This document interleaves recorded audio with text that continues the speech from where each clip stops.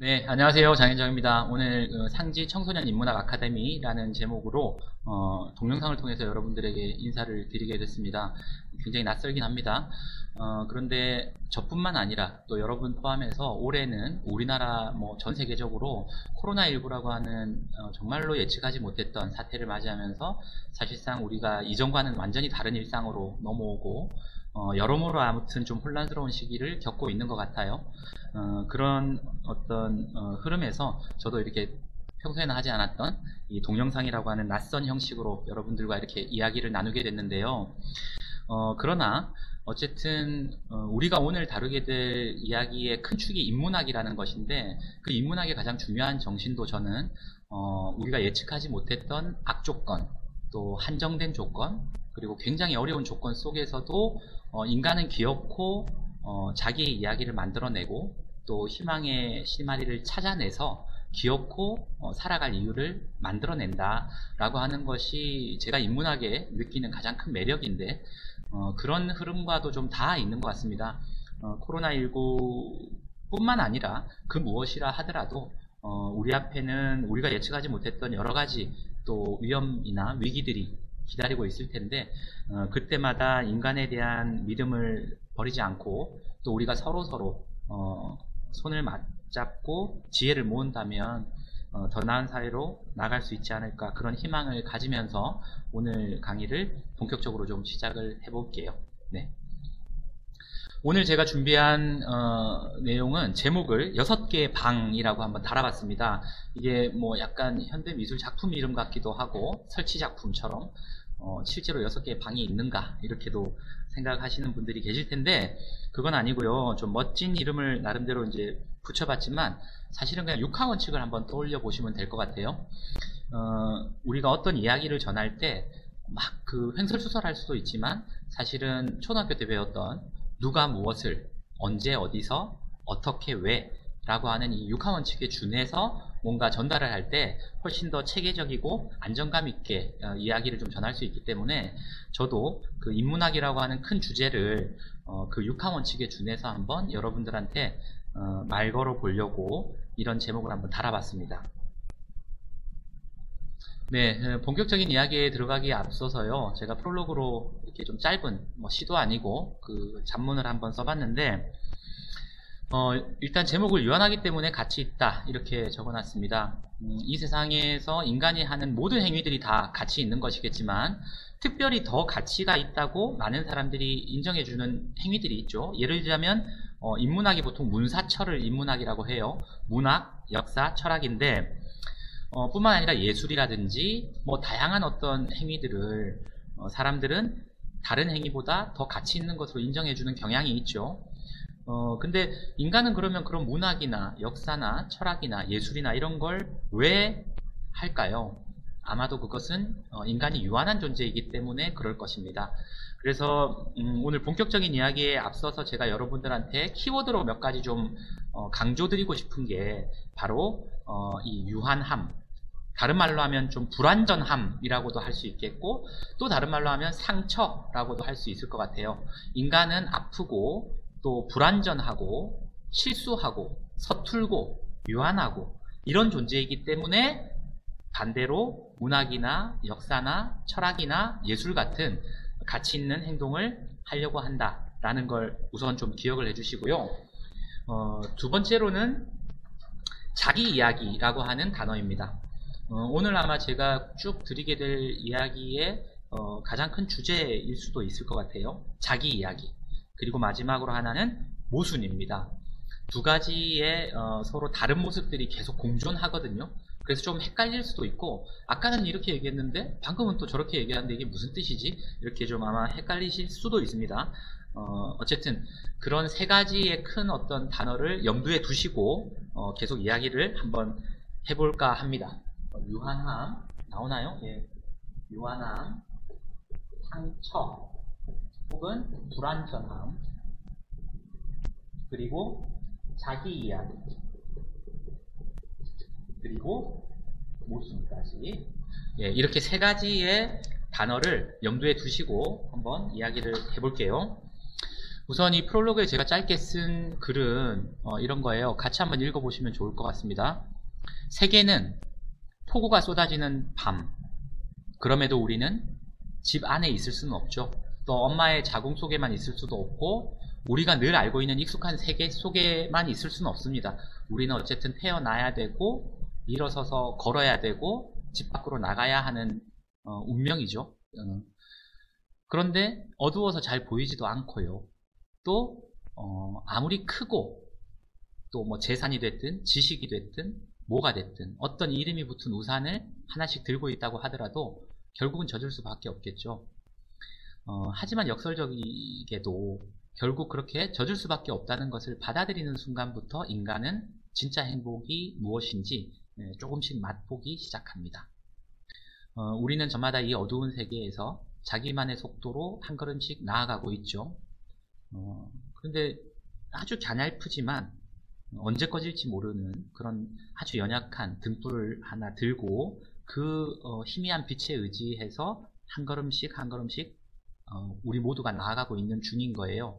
그런데 저는 그 등불의 이름이 뭐냐라고 할 때 사람들마다 다 다른 대답을 내놓을 수 있을 것 같아요. 뭐 가족이다, 건강이다, 혹은 사랑하는 사람이다.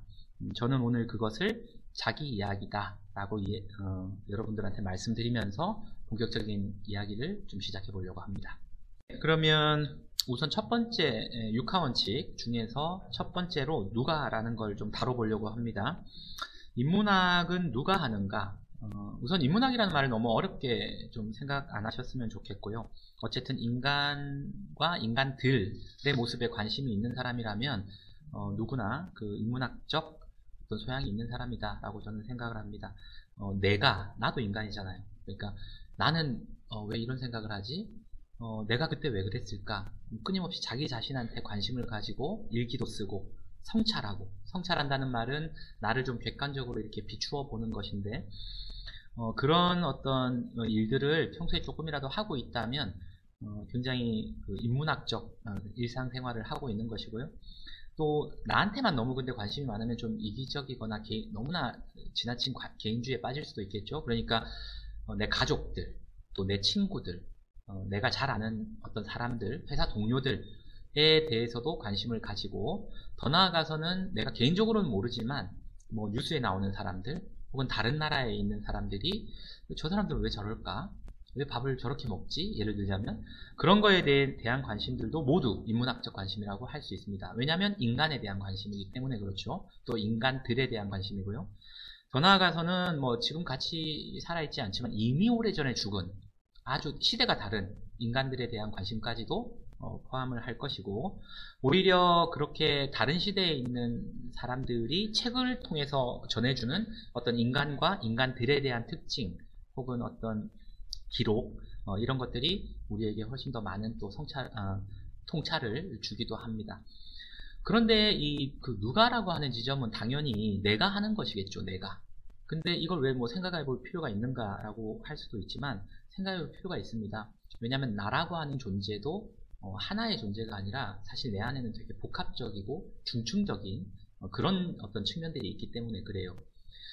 제 예를 들자면 저도 집에 가면 이제 아이들 앞에서는 아빠니까 좀 이렇게 커 보이는 뭐 이렇게 해라 저렇게 해라 숙제는 했냐 뭐 이런 얘기를 하겠죠. 그렇지만 부모님 앞에 가면 저는 또 아들이란 말이에요. 그러니까 뭐 애교도 부려야 되고 제가 아버지 어머니한테 뭐 이건 이렇게 하시는 거예요 이렇게 할 수는 없잖아요. 별로 안 좋아하시죠. 또 학생들을 가르치고 있으니까 선생님으로서 몰라도 막 다 아는 척을 해야 되고 굉장히 그 힘든 역할을 수행해야 되지만 또 선생님들 앞에서는 학생이니까 아는 체를 또 하는 것도 너무 또 건방져 보일 수도 있고 그런 굉장히 아무튼 묘한 각각의 어떤 역할들을 가지고 다양한 정체성을 가지고 우리는 세상을 살아가고 있단 말이에요. 그것을 사회학에서는 무대 위에 있는 나라고 해서 미라는 표현을 쓰기도 합니다. 그러니까 나라고 하는 것이 다양한 정체성을 가지고 있지만 크게 그걸 이렇게 구분해 보면 무대 위에서 남들에게 보여지는 나, 미라고 하는 그리고 무대에서 내려와서 혼자 있는 나만 아는 나, I라고 표현하는 이렇게 두 가지가 있을 수 있어요. 그런데 이제 문제는 뭐냐면 우리가 이 인문학이나 좀 의미 있는 어떤 예술이라든지 그런 것들을 통해서 좀 확인할 수 있는 나는 그 I와 미 사이에 있는 그 사이에서 좀 떨리는 어떤 존재로서의 나거든요. 이런 말씀을 좀 드리려고 제가 첫 번째로 누가라는 주제를 갖고 왔습니다. 사실 생각해보면 이 세상에는 칼로 딱 베가지고 이건 이거, 이건 이거 이런 것들은 거의 없다라고 봐도 무방한 것 같아요. 제가 여기 PPT에 몇 가지 이제 사례들을 적어놨는데 이 세상은 낮으로만 이루어져 있나요? 밤으로만 이루어져 있나요? 그렇지 않습니다. 그리고 만약 낮으로만 이루어져 있거나 밤으로만 이루어져 있는 세상에서 살라고 하면 굉장히 우리는 고통스러울 것 같아요. 그죠? 그리고 또 하나 말씀드릴 것은 그 낮과 밤이 공이 있는데 사람들이 흔히 가장 아름다운 시간이라고 얘기하는 시간은 그 두 개가 겹쳐지는 시간이죠. 뭐 개늑시라고도 하고요. 개와 늑대의 시간, 개인지 늑대인지 잘 분간이 안 가는, 또 블루아워라고도 하나요? 어쨌든 여러 가지 용어로 그 시간을 지칭을 합니다. 그만큼 많은 문화권에서 낮과 밤이 겹쳐지는 그 시간을 굉장히 아름다운 시간이라고 얘기하는데 마치 인문학적 인간, 학이라는 말이 들어가니까 여전히 굉장히 좀 무거운데 인문적 인간, 아름다운 인간이라는 것은 그렇게 I와 미가 겹쳐지는 어떤 인간이 아닐까 그런 말씀을 좀 드려보려고 하는 거죠. 인문학을 공부하는 사람들이 흔히 서구, 뭐 그리스 철학, 로마 철학, 뭐 이런 거 많이 공부하는데 그 서구 문명이라는 것도 따지고 보면 아주 밝은 빛의 문명, 이른바 그리스 문명이라고 하는, 그리고 죽음을 상징하는 아주 어둡고 깊은 이집트 문명, 이렇게 두 가지의 문명의 축이 서로 부딪히고 균형을 잡으면서 오고 있는 것이죠. 또 현대 사회에서는 흔히 서구 문화가 다르다, 뭐 기술적으로 되게 물질적으로 발전한 반면에 동양은 굉장히 뭐 정신적으로 뭐 깊이가 있다, 이런 오해, 그러니까 편견들도 좀 있잖아요.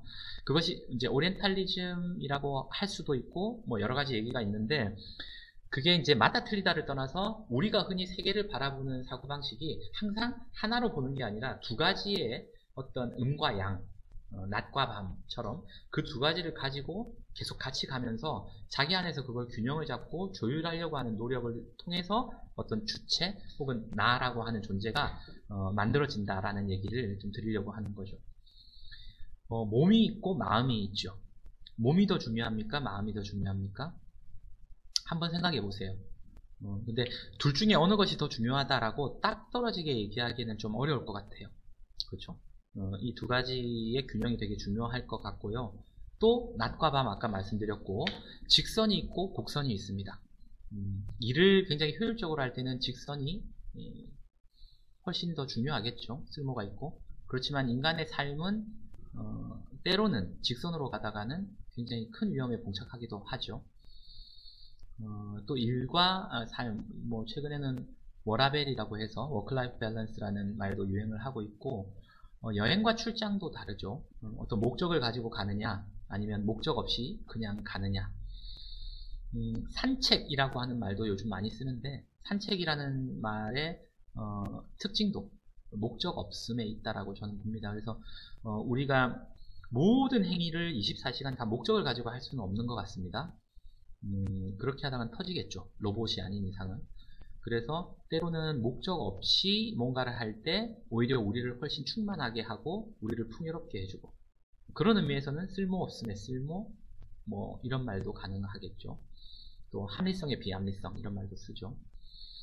공부와 공부, 우리가 지금 하고 있는 공부는 대부분 책상에 앉아서 소리 안 내고 책을 읽는 묵독하는 그런 공부인데, 사실은 아침마다 집 앞을 쓸고 또 똑같은 어떤 도구로 뭔가를 만들어내고 하는 것들이 훨씬 더 중요한 공부일 수 있다. 이건 나중에 좀 말씀드릴 기회가 있을 것 같고, 게임이냐 놀이냐, 또 이 세상에 없는 실제하지 않는 것을 우리가 판타지라고 하고, 그러나 이 세상에 분명히 존재하고 오히려 그것으로 인해서 우리를 살게 하는 것을 이야기라고 구분할 수도 있을 것 같고요. 뭐 기타 등등의 이야기들을 제가 쭉 적어놨습니다. 요지는 뭐냐면 하나로 고정되어 있지 않다라는 말씀을 드립니다.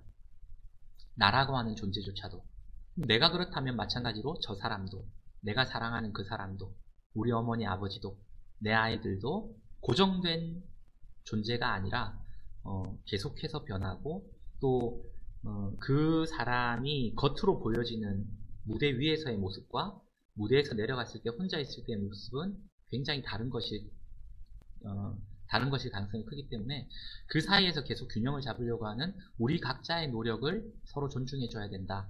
그리고 괄목상대라는 말도 있죠. 눈을 크게 뜨고 상대를 다시 본다라는 뜻인데, 마찬가지로 우리들이 고정되어 있는 존재가 아니라 끊임없이 달라지고 있는 존재라는 걸 잘 기억하시는 게 중요할 것 같습니다. 그래서 여러분, 지금 뭔가 일이 잘 안 풀리고 좀 성적이 낮다거나 뭔가 이렇게 친구들하고 관계가 안 좋다거나 그렇다고 해도 너무 실망할 필요도 없는 것 같고요.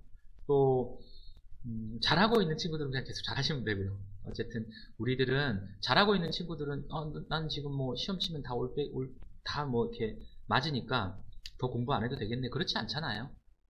지금의 단계에서 또 계속해서 뭔가를 준비하면서 각자가 자기의 자리에서 조금씩 나아가고 있다. 이걸 좀 기억해 주시면 좋겠습니다. 그래서 제가 사이에 건강한 일탈적인 존재가 있다, 이런 말도 적어놨습니다. 실존주의 철학 같은 좀 어려운 식으로 얘기하면 매 순간 문제시되는 존재라고 할 수 있어요. 그러니까 항상 무대 위에 있으면서도 무대 밑에 있는 나를 잊지 않고, 또 무대 밑에 내려와 있지만 무대 위에 있는 나를 잊지 않고, 그렇게 뭔가 교호하는 그런 존재를 좀 말씀을 드리고 싶었습니다. 자기 이야기가 되게 제가 중요하다라고 얘기했는데, 왜냐하면 유한한 존재이기 때문에, 상처가 있는 존재이기 때문에, 우리는 불완전한 존재이기 때문에 우리는 자기 이야기에 기대서 살아갑니다. 그런데 이런 이야기는 누가 쓰는가? 주체적이고 능동적인 사람이 쓰죠. 능동적이지 못한, 다시 얘기하면 자기 삶을 살 자신이 없는 사람들은 남의 이야기에 기대서 살죠. 그때 남의 이야기를 우리가 판타지라고 하고요. 물론 판타지 소설 이런 거랑 관계 없는 이야기예요. 판타지 소설은 저도 좋아합니다. 그런 의미가 아니라 실체가 없는 어떤 것에 우리가 너무나 많이 기대서 살 필요는 없다라는 의미에서 제가 그 용어를 쓰는 것입니다.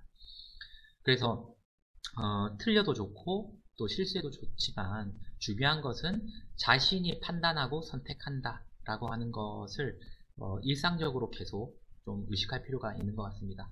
그럴 때만이 문제시되는 존재로서의 나라고 하는 인문적 존재로 우리가 거듭나게 되는 것 같습니다. 마지막으로는 나는 누구냐, 이런 질문은 별로 의미가 없는 것 같습니다. 그런 의미에서. 왜냐하면 오늘의 나는 내일의 나랑 다를 거기 때문에, 또 오늘의 나는 어제의 나하고도 좀 달라졌겠죠. 고정된 존재가 아닌 이상은 나는 누구일까, 이런 질문은 크게 의미가 없는 것 같아요. I와 Me가 서로 교호하고 한쪽이 한쪽을 일방적으로 무시하고 이러지 않으면 된다라고 생각하고요. 오늘은 그래서 I와 Me가 서로 사랑하고 있는가, 나의 어떤 삶에서는 그런 한번 자문도 해보시면 좋겠다, 그런 생각을 합니다. 네, 첫 번째 육하원칙에 준해서 제가 말씀을 드린다고 했는데요. 사실은 아주 체계적인 이론을 얘기하거나 정보를 드리기는 어려울 것 같아요. 인문학이라는 것 자체가 굉장히 뿌옇고, 마치 모나리자, 레오나르도 다빈치가 그린 모나리자 그림의 스푸마토 기법처럼 뭔가 경계가 뿌옇고, 그래서 어디서 어디까지가 인문학이라는 거야, 이런 걸 명쾌하게 대답해 주지 않습니다. 그저 이런저런 수다를 떨고 뭔가 그러면서 같이 대화를 하고 다이알렉틱이죠. 변증법적으로 서로가 서로에게 자극을 주면서 어디론가 계속 나아가는 그런 과정이 끊임없이 반복되는 것이 저는 인문적 어떤 태도가 아닌가, 이런 생각을 하기 때문에 오늘은 6개의 육하원칙에 준해서 하나씩 가지고 평소에 제가 인문학에 대해서 생각했던 것들을 그냥 말씀드리는 그런 자리로 좀 준비를 했으니까요. 이해해 주시고요. 첫 번째 주제였던 누가라고 하는 부분은 일단 이렇게 마무리하도록 하겠습니다. 고맙습니다.